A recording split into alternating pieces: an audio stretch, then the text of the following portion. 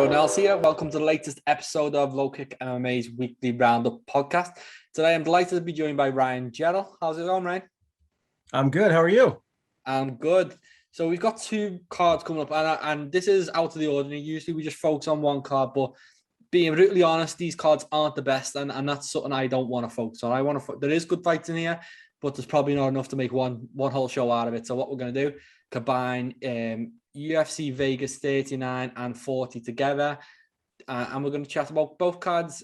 Starting off with this weekend, we've got a great fight between Mackenzie Dern and Marina Rodriguez in the main event. What do you make of this one, Ryan? I really think that this is just a clash of styles here. You got Mackenzie Dern, known for her ground game, and Marina Rodriguez, known for her stand-up. So it's really going to come down to, which lady can implement, what they want to do out there. I'm leaning towards Mackenzie Dern in this fight. I feel ultimately this will hit the ground, and when it does, that's kind of right in her wheelhouse. It's what she does best. So I'm feeling like this could be a fight where it goes the distance, or we could see Mackenzie Dern get a late submission. I'm high on Marina Rodriguez. I think she's a great young fighter, but I just feel like at this point in her young career, Mackenzie Dern stylistically might be biting off a little bit more than she can chew. Yeah, I'm thinking with you on this one. Mackenzie Dern, for me, since coming back, obviously she had that loss and it was a tough one. She's come back and she's bounced back and she's looked fantastic. And it's, obviously the submissions is what we all see. But again, in the Jandiroba fight, she was in a tough war there as well. And she showed that she's got hands. And so for me, for as long as it's on the feet, she'll be pretty comfortable mixing it with Rodriguez. And then eventually it will hit the ground. And I think that's where she'll take over. In my opinion, now is her time. She seems to be pushing towards the title shot. And in the next, 6 to 12 months, I think you could potentially see her with the belt around the waist. That's how good she is. But this is a tough test, a first main event, 5 rounds, all these new things that she's got to deal with. So it's interesting to see. And if she comes through this one, I think it does prove that she's championship caliber if you're not already convinced. But I'm going Dern within 3 rounds by submission. Yeah, I think I'd have to agree with you on pretty much everything that you said. I think Dern could ultimately get the submission. I am feeling like Marina Rodriguez could potentially maybe push her to a decision, but we'll see. That's why they fight the fights. Yeah, I'm beyond that in the co-main event. Talking about these, how potentially weak these cards are. We've got Randy Brown against Jared Gooden in the co-main event, which is a good fight, but it's not something you expect to be up there. And neither's Mackenzie Dern Rodriguez, to be fair, but it's a good fight and 2 solid welterweights going at it. Have you got any strong feeling on this one? I'm leaning towards Randy Brown. I think Randy Brown's going to get the job done. When you look at who he loses to, I mean, he only loses to high-level elite fighters, Vicente Luque, Nico Price, who just keeps looking better and better. Bilal Muhammad, and he's going out and beating guys like Brian Barberena, Worley Alves, Mickey Gall. Most recently, it was Alex Oliveira. So, this guy is very well-rounded. He's got a lot of power. I feel like this is his fight to lose. I feel like he should be favored in this fight and potentially get a finish. I mean, the night train Jared Gooden, he's a great fighter as well. So you just never really know, especially, at welterweight where these guys have that nice mix of speed and power. So anything can really happen. Someone could get clipped and go out. I just don't feel like Jared Gooden is necessarily as polished, has as much in the skill set as Randy Brown does. So I'm thinking Randy Brown. I think I'll probably lean towards like a round 3 TKO, but it'll be a firefight early on. I think these guys are going to go in there and trade. Yeah, but Randy Brown he's stepped up and he has failed a few times, but Jared Gooden probably hasn't been there yet at all.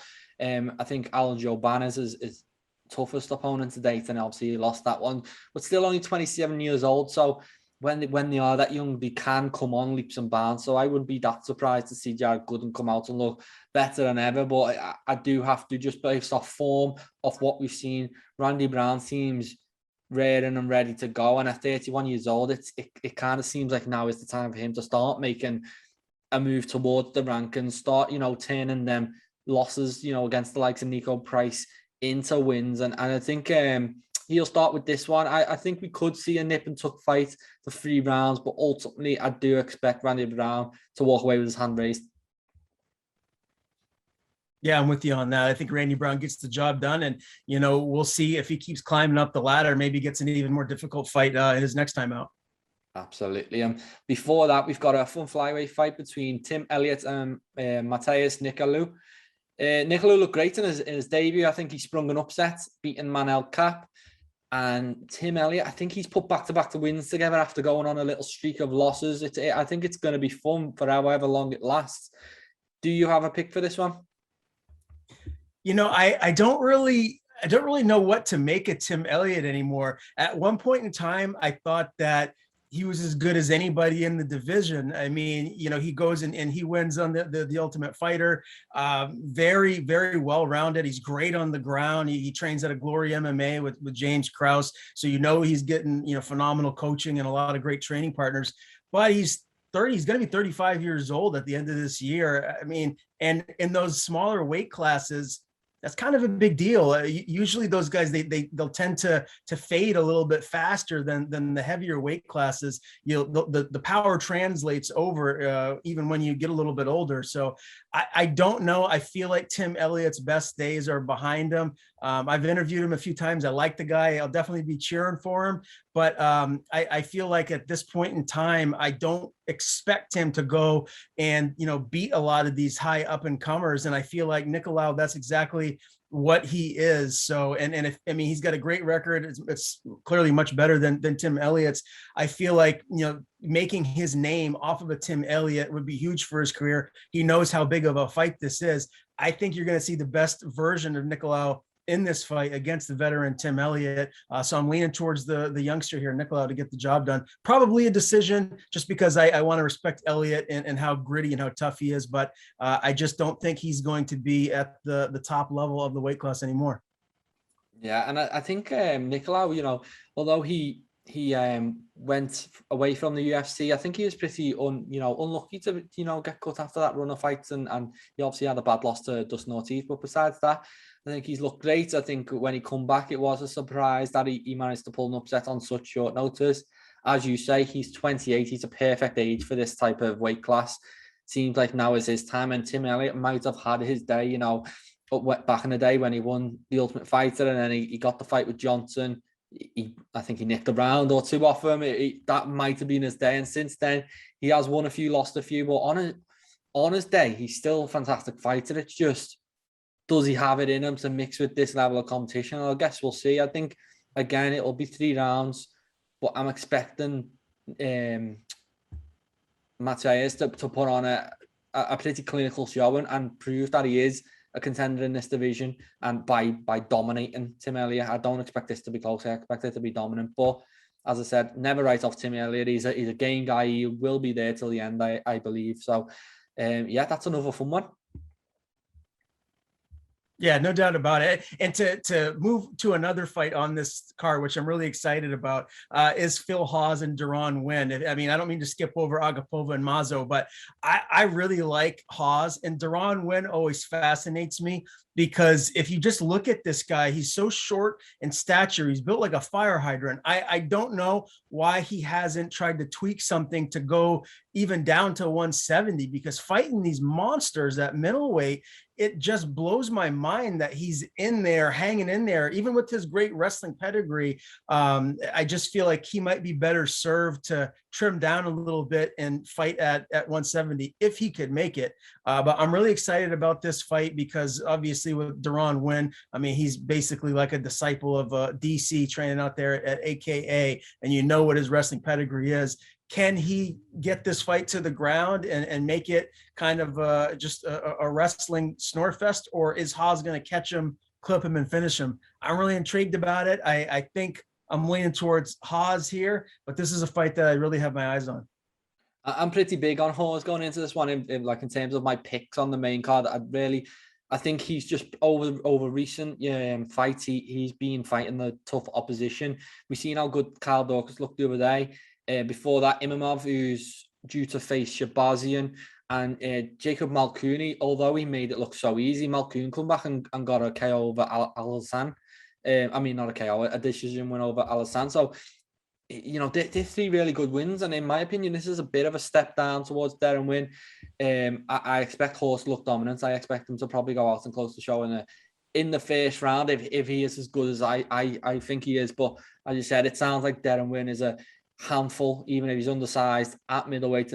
He'll be there for as long as he's in there, and it'll be a tough fight for Horse. But if I'm a betting man, and I am a betting man, I probably am going to have some money on Horse on the weekend.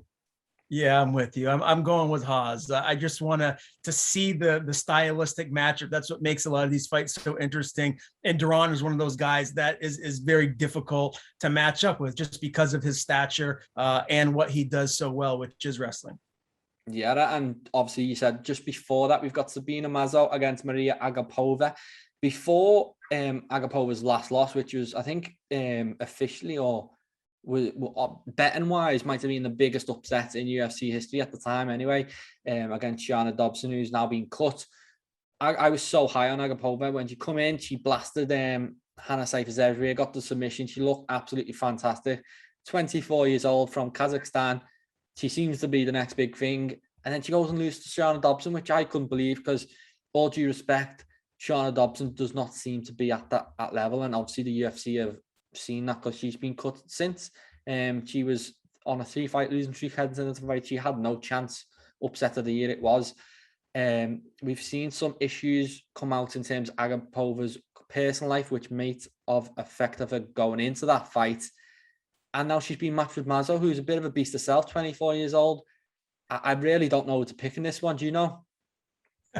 No, I was actually going to ask you, where you were leaning first, because I feel like this fight is a coin flip. When you were saying earlier that Agapova is one of those fighters that, could be like one of the next big things here, what was your thought process behind that? Was it just how she looked earlier on? Is there a specific part of her skill set that you feel like differentiated herself from a lot of these other female fighters? It was just a debut. It's just she looked sensational. I think it was kind of set up for her to look that way because Hannah Cifers obviously isn't top tier fighter either, and I think she was stepping up on late notice to a different division. So it was a brilliant debut. She looked fantastic. She burst onto the scene.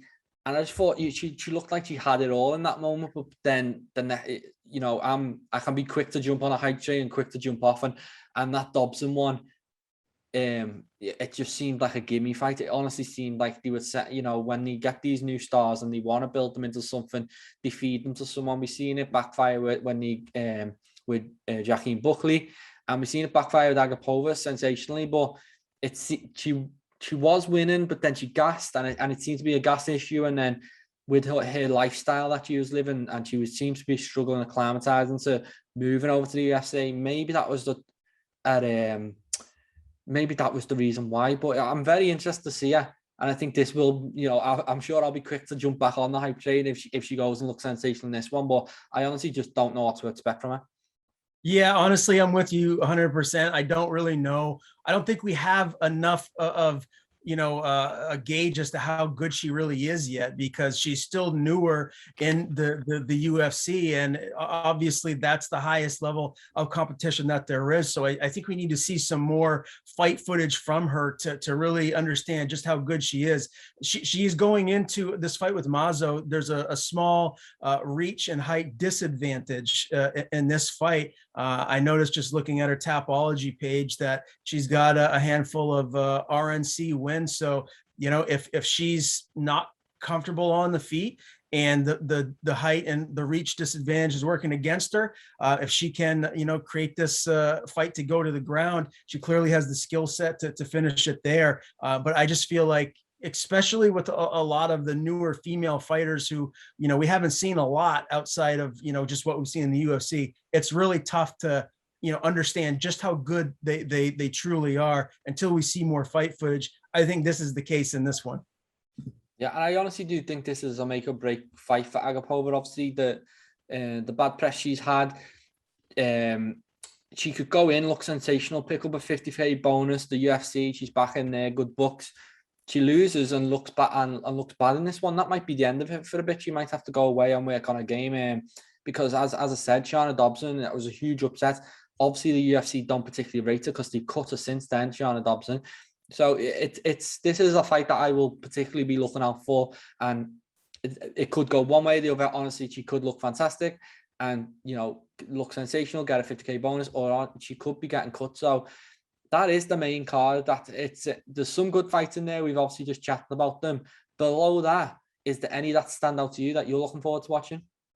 Yeah, there are a couple. One in particular, for my own selfish reasons. I've been interviewing Jared Vanderaa for years now, and I love the guy. I just feel like he's such a nice human being, and he's just so unique. He's a really fun interview, and he's going up against Alexander Romanov, who's undefeated. I mean, his last fight was a little controversial. Some people thought that he may have lost that fight, Jared included. I talked to him before this fight here leading up to it, and he thought that Romanov lost that last fight. So I'm intrigued about it because Vanderaa is a massive underdog.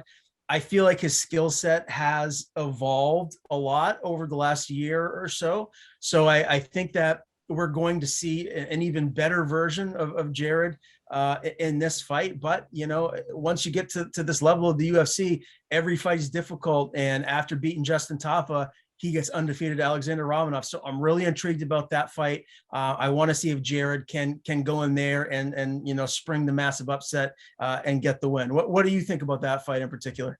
Yeah, it's a fun one, and I think on paper it looks like Romanov should, kind of run away with it because he's undefeated, and Jared's record's a bit more blotchy than his. But as you said, in the last fight, Romanov didn't look sensational. He looked beatable, and although he kept on to it, hold of his I think it does leave. I think Jared will be going into this fight pretty optimistic that he can go and spring an upset, and just the odds, if he's one of the biggest underdogs on the card, I wouldn't have it that way. I think it's much closer. Jared looked really good in his last fight. So obviously it's hard to back against Romanov. He is undefeated. He has looked good for, large parts of his career, but, Jared's a game guy. And I think, if someone's going to do it, I wouldn't be that surprised. I don't think he should be one of the biggest underdogs. I think it's a lot closer than that, but still I would lean towards Romanov. Yeah, I hope you're wrong about that because I'm rooting for my guy Jared to get the win, but I'm looking forward to that fight. I will say one other fight I just want to kind of circle out on this undercard that I feel like very well could be fight of the night is Charles Rosa and Damon Jackson. I feel like their skill sets are pretty darn close. And I feel like it really could lead to a bloody fight of the night, a back and forth war. So I'm really going to be making sure that I do not miss that fight. I feel like it really could steal the show, at least on the undercard. Yeah, I think Charles Rosa looked great last time. I think really showing off his boxing from what I remember. I'm pretty sure he was anyway.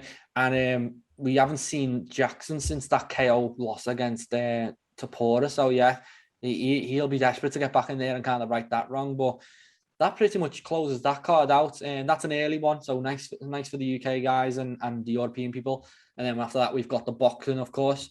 But we'll move on to next week, which was supposed to be Holly Holm against Dumont, Norma Dumont. Right. And unfortunately, Holly Holm yesterday was forced out of the bout due to a knee injury. Doesn't seem to be the worst injury, but I think she's going to come back later this year, maybe December, try and get on one of them big cards. In steps Aspen Ladd, who is fresh off that weight cut nightmare she had just last week. What do you make of everything that's going on around this event and the new main event? Well, it's really too bad for Holly because, at her age right now, she is trying to get that one more title shot to try and, have the gold around her waist again before she retires. So it's unfortunate. Hopefully this injury doesn't keep her sidelined for too long. But it's interesting now. It hasn't been confirmed. I guess it's an unconfirmed rumor that Aspen Ladd is stepping in to face Norma Dumont.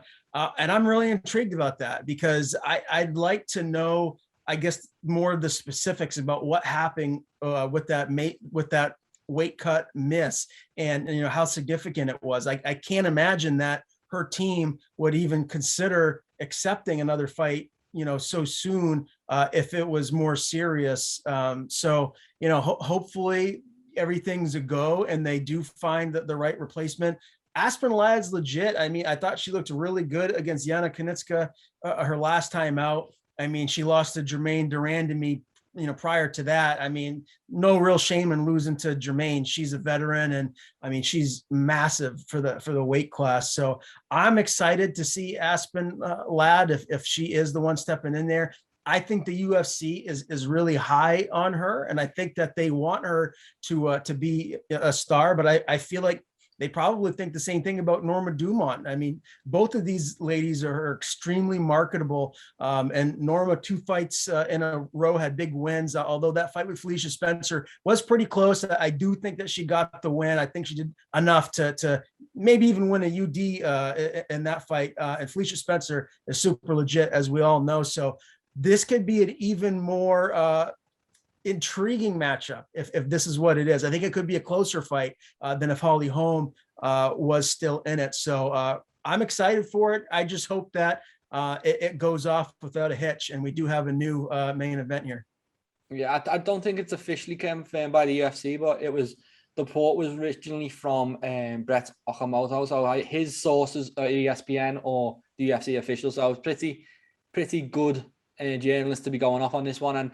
And basically they need this main event because the alternative would be Andre Olofsky stepping up into a main event slot against Carlos Felipe. And I just don't know how you can justify that, especially in, 2021, maybe a decade ago, or maybe even longer than that. Olofsky could have been in that spot, but not right now. And this is a good fight. Obviously, I've said Ladd had some weight cutting issues, but she put that down to, lady problems and things like that. And that's why she missed weight, apparently. But this one's a featherweight. There should be no issue with weight cuts.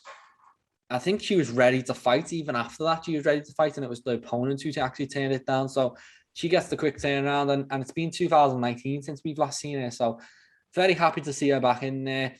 I'm wondering if she's bit off a bit more than she can chew, stepping up to 145 on late notice, and against someone like Dumont, who you've just been saying has looked fantastic lately.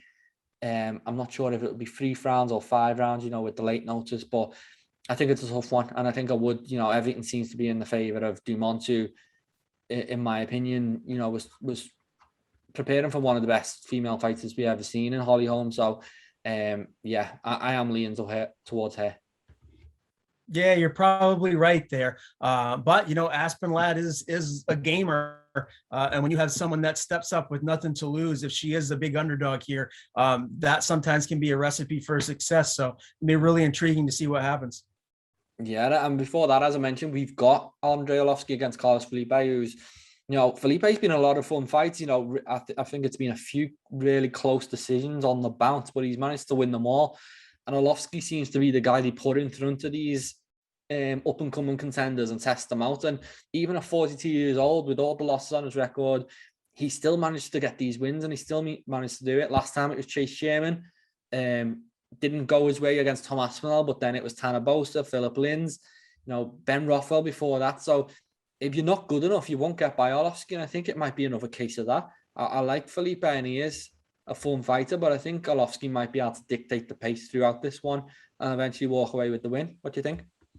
Man, I mean, it's so crazy. Andre Arlovsky is going to be 43 by the end of the year. And as I was saying earlier, power is the last thing to go. So you see these heavyweights, they can stick around a little bit longer. Quick story, not to get off of the topic here, but anytime I think of Andre Arlovsky, I think of Tim Sylvia. You got to go way back in the day to the beginning of the UFC, 2 of the better heavyweights that we've ever seen, especially early on in the UFC days. But I saw Tim Sylvia. He used to bounce at a bar many years ago before I was 21. And I saw him pick this guy up and body slam him like a rag doll. And I was mortified because the guy's 6'8", 6'9". I was like, who is that guy? A year later, I see him winning the UFC belt. So funny story. He's from my area. I just thought I'd mention it, that here we are now, and he's a former UFC champion. But Andre Arlovsky, at some point, it's got to bottom out, right? At some point, he's just going to be over the hill. I feel like it's got to be coming. It has to be coming soon. And Carlos Felipe, he's got 3 wins in a row. He beat a guy that I know pretty well, Jorgen De Castro, that I feel like could turn things around and get back into the UFC. I think that was an impressive win. Jake Collier, Justin Tafa. Andre Olofsky, he keeps surprising us and he keeps going in there and being relevant. But at some point, Father Time is going to get him. I don't know if it's this fight, but I won't be betting on Andre Olofsky. I can tell you that. I will be going with Carlos Felipe to win it, whether it's a finish or whether it's decision. I don't feel comfortable saying that Andre Olofsky is going to keep beating these guys that are, younger, legit heavyweights. So I'm going Felipe. Yeah, I'm kind of done in writing Olofsky out. Like, no matter what his age is, he's back in the day, he was one of the best, and probably was for a while the best heavyweight on the planet. And even now, he seems to do better than 90% of heavyweights on the planet. Even though he is past his prime, very clearly this is diminished Olofsky we're looking at. But he's just better than them, and I think his performance has proved that. If you're not going to go in and be a title contender or a top 15 fighter, he will beat you. And for me, Carlos Felipe, I've liked watching him. He is fun, but I've seen nothing to suggest that that's the direction he's heading. I think he has been in really close fights the last 3 fights, and I think he might be lucky to just have that one defeat on his record. So Olofsky, I expect to go in and I expect them to win this one, but that's a brave thing to say when I'm talking about someone who's 42 years old and how many fights he had now? Probably over 50 at this point. Around 50. It is. Yeah, he's 31-20, so he's got 51 fights. Yeah, so it's just it's hard to, obviously, as I was saying earlier, if you're gonna bet a man, I do feel pretty strongly about this, but then at the same time, I'm not going to be betting on a 42-year-old, not more than a couple of quid anyway. So we'll move on from that one. And before that, we've got Andrew Sanchez against Bruno Silva. Have you got any strong feelings on this one? I think Andrew Sanchez is a dog. This guy always comes to fight. It's really tough putting him away. But I think Bruno Silva is just someone that is potentially could just keep climbing the ranks. I mean, I don't know that he'll ever be a UFC champion, but he's real good. He's very, very good. And he's got a lot of finishes to his record, most notably over Wellington Turman, I believe it was. But, Andrew Sanchez, El Dirte is his nickname, which I love, by the way.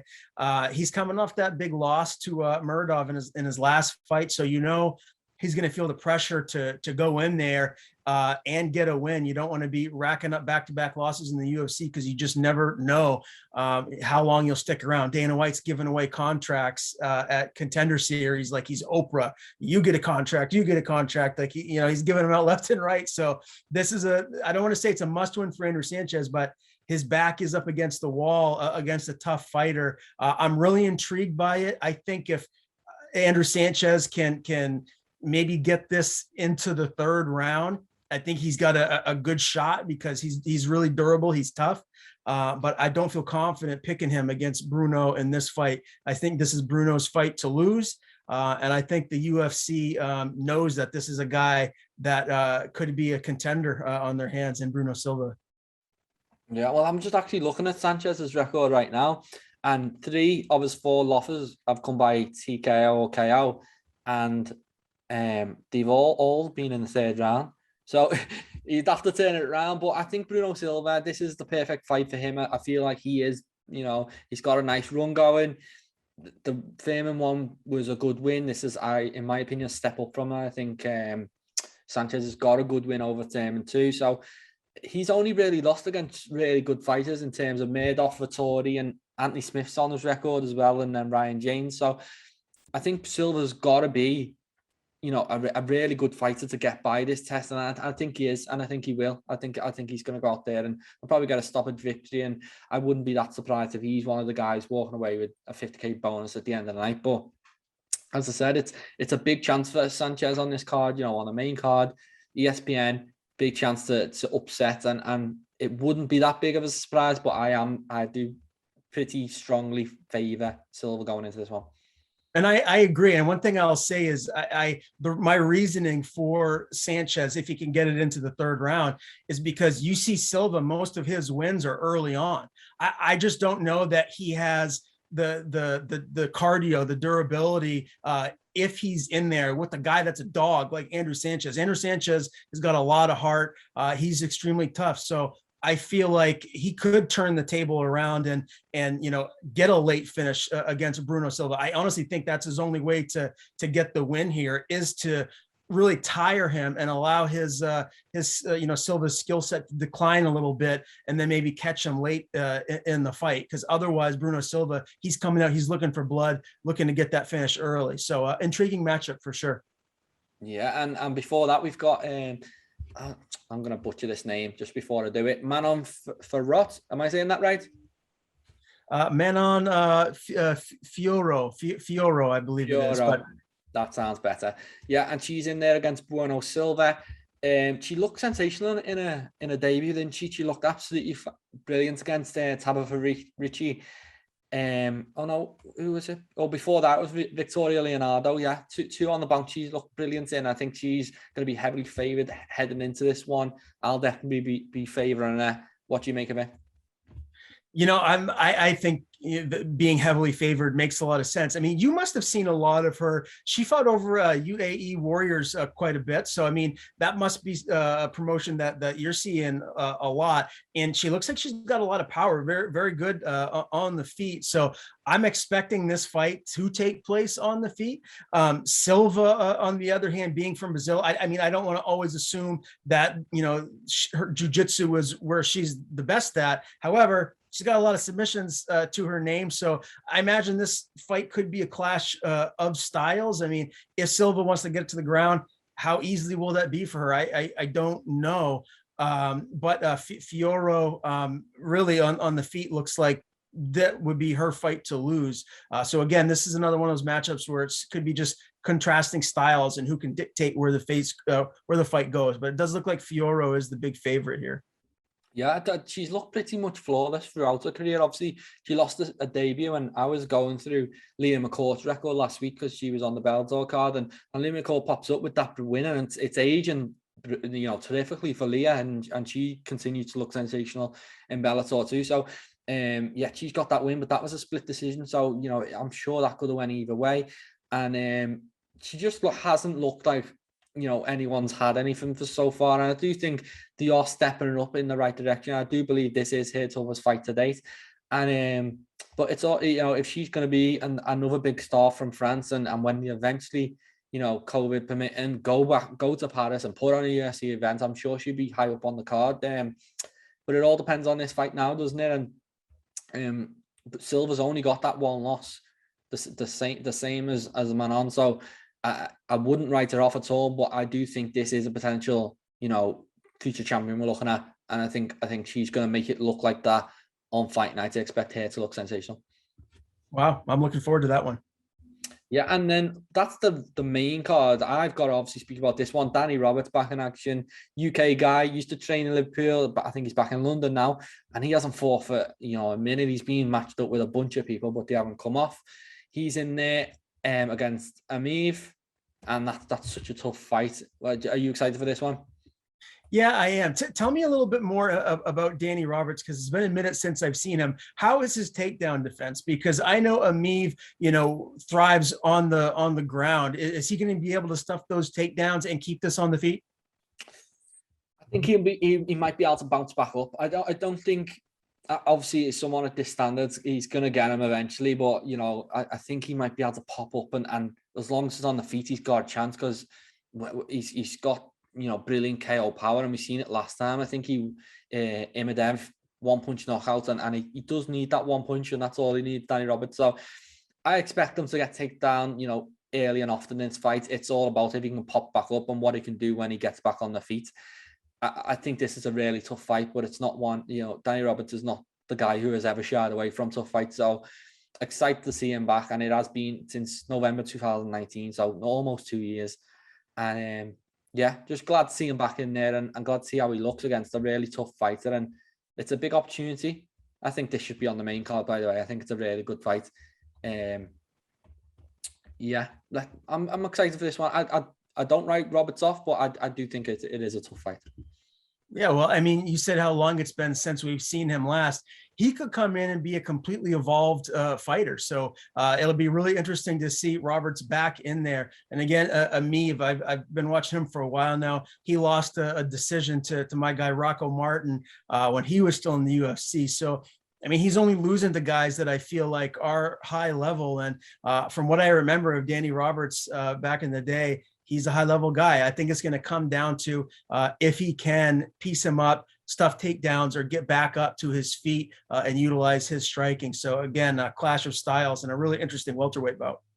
Yeah, and besides that one, have you got any you want to focus on here? Yeah, let's move to the light heavyweight division and Da Un Jung versus Kennedy Njoku. Whoa, this for me is the can't miss fight of the undercard.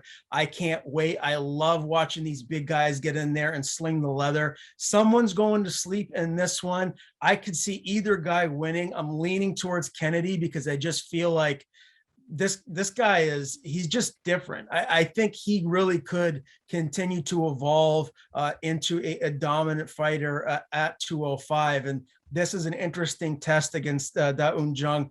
Both of these guys like to get in there and put their opponents out. So that for me is my can't miss fight of the undercard for sure. Absolutely. Another one that I just think, why isn't this on the main card? It's such a strong fight. One of the best of the night, in my opinion. As you said, Kennedy has looked fantastic. He only had that loss to Paul Craig, and that was a late submission loss, which Paul Craig just seems to be, that's what he does. And he ends up pulling something out the bag late. And since then, it's 3 on the bounce. That win over Carlos Ulberg was a pretty big one, considering the hype behind him. Then he continued that on with Marquez and got another win. But Jung is another one of them guys who seems to be up and coming, 27 years old, has put a brilliant streak of fights together. Obviously, you've got that blip on the record in terms of Sam Alvey drawing against him. I think a lot of people have spoke about Sam Alvey's been on a pretty poor run of fights lately. I think it's about 7 or 8 fights since he last got a win. So it's not a good look on the record, and that's probably why I would edge towards someone like Kennedy in this one. Although I do think it's a really competitive, 50-50 fight. If I'm picking someone, I probably am going Kennedy. Yeah, I think you're right. And I think the UFC probably wouldn't be too upset if Kennedy won again, because he's someone that I feel like they could really get behind and promote. And that's what the UFC does very, very well. Yeah. Well, that's everything I've got to speak about. Are you done with this card? Yeah, I mean, as far as the undercard goes, I mean, I think we touched upon the ones that really stand out to me.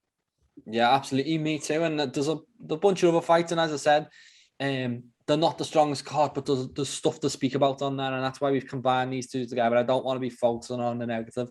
There's lots of fun fights coming up over the next 2 weeks, and it's been brilliant to talk about you with them, Ryan. Hopefully we'll get you on soon. And yeah, thanks for watching, guys. Thanks for joining me, Ryan. Speak soon. Hey, my pleasure. Talk to you again soon. Make sure to subscribe to the LowKick MMA YouTube channel for all the latest news, event previews, and interviews with some of the biggest stars in MMA.